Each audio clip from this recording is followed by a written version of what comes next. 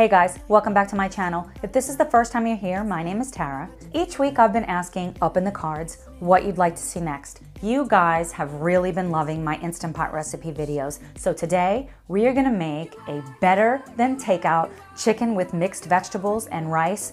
All of this is gonna cook at the same time in our Instant Pot. If you don't have an Instant Pot, you can still make this recipe, and I will leave stovetop instructions along with the Instant Pot instructions and a complete ingredient list in the description box below. Before we get started, if you have not already, I would love for you to be a part of this community. You do that by hitting the red subscribe button that's right below this video. Next week, we are gonna make a super easy meatball Alfredo pasta. You do not wanna miss this recipe. Be sure to click the bell icon, that way you're notified each time I post a new video. If you guys are ready to make better than takeout chicken with mixed vegetables, then keep on watching. Here are all of the ingredients we'll be using today. A complete list will be in the description box below.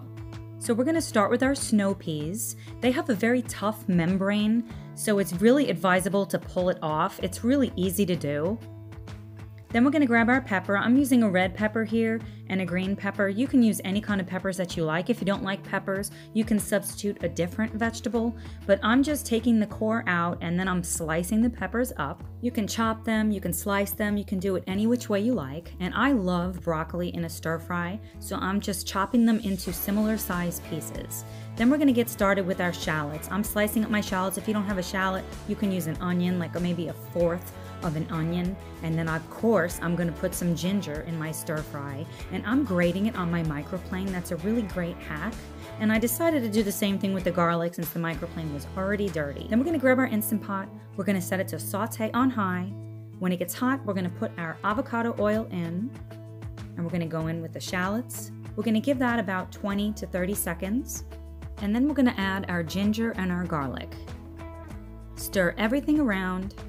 So this recipe calls for 2 good-sized chicken breasts.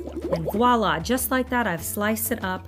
It's sliced very thin and similar sized pieces. And I'm stirring everything together. We're just looking to get a little bit of color on it. We're not looking to cook it. I'm adding some Sriracha.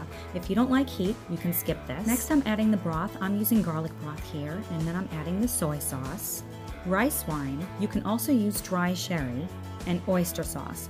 Oyster sauce is a key flavor component in this dish.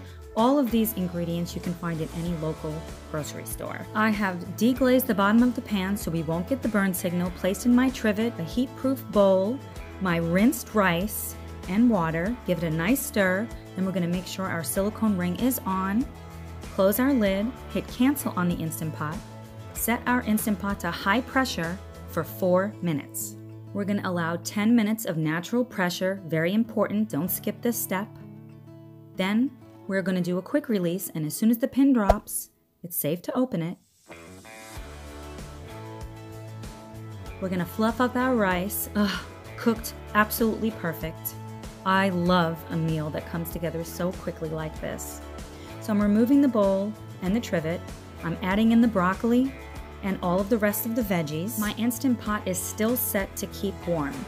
Now I'm adding some dark soy sauce. If you can't find this, you can just use regular soy sauce. I'm stirring everything together, and then I'm gonna place on my lid. If you don't have this lid, you can use the regular lid, and we're gonna leave it for 5 minutes. If you want your vegetables to be softer, you can cook them on the stove or in the microwave. I don't recommend putting them in the Instant Pot to cook with the chicken and the rice because they will become extremely mushy in that length of time. I found throwing them in and covering it allowed for the absolute perfect crunchiness of a mixed vegetable that you would get at your local takeout restaurant. You guys do it any which way you like.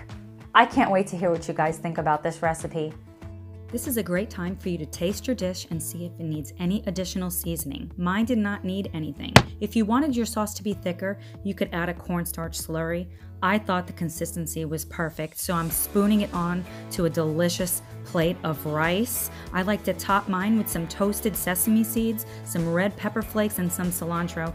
You guys are gonna absolutely love this recipe.